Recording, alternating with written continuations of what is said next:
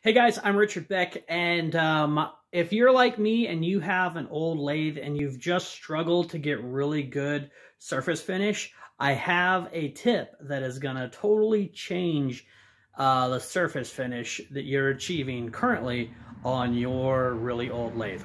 Okay, so this is my Wade number 8A. This is a lathe from the 1940s. And this is the original chuck. All right. So when I would, cut parts, it's a 3-jaw. So you turn one end, you flip it over, you stick it in, and it would just wobble when I flipped it the other way. So I had some issues, and I tried a lot of different ways. A lot of guys are like, oh, put a ring here and then, open up the jaws and then cut the jaws again. And so I did that. The problem is when you do that, the jaws are getting pushed, are getting tilted this way, right? Because the scroll's on the inside and you're holding out here, right? So the problem is then when you clamp something, the opposite happens. This pulls out because the scroll's here and the pressure's on the inside. So now you're really only squeezing deep inside the throat and you're not squeezing very hard out here. So it defeats the whole purpose of doing it that way. So what I did is I take a piece of bar stock and I insert it and I clamp it in there and then I cut a lip. So I'm squeezing in when I cut this lip. Then I take this piece out and you get a piece of round stock here, and then you clamp it in here.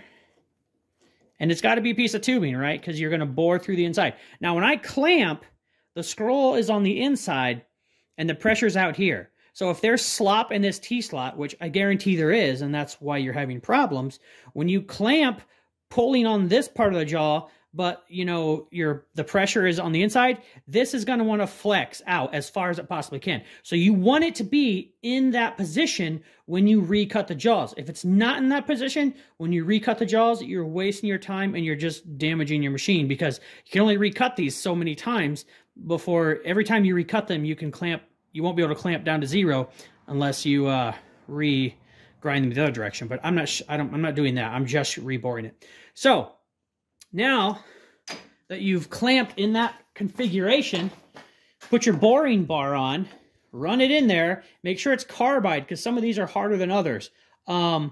These are pretty hard, but they weren't so hard that I couldn't cut them with a carbide boring bar.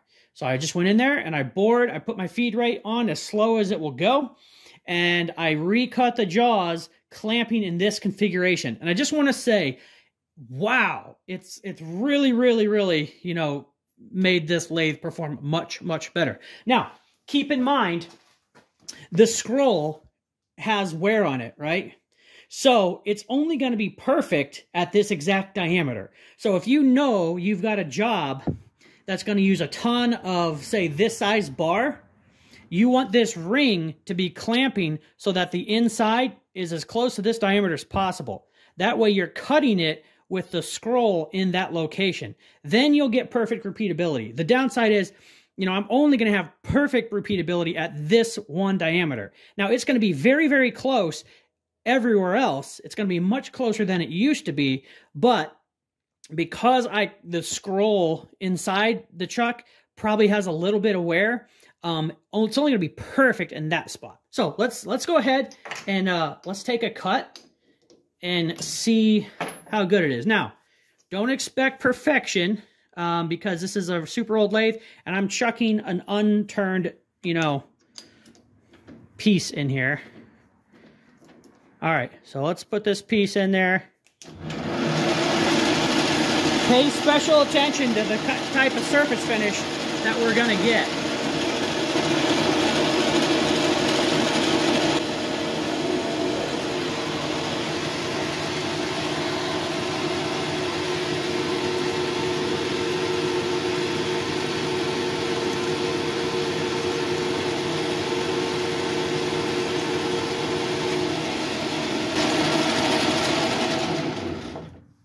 All right, look at that mirror finish. Now, I did cut that a little hot. You could see the chips were, purple, kind of blue. I like to stay a little bit more in the straw color, but wow, look at that. Mirror finish. Now, I can tell you that was never achievable before I recut my jaws. Why? Because I wasn't getting as much surface area contact. I was clamping really hard in the back and not very hard in the front, which allowed it to wobble, move, and when your part is moving, you're not going to achieve that really beautiful surface finish. So now, let's take this out and put it back in.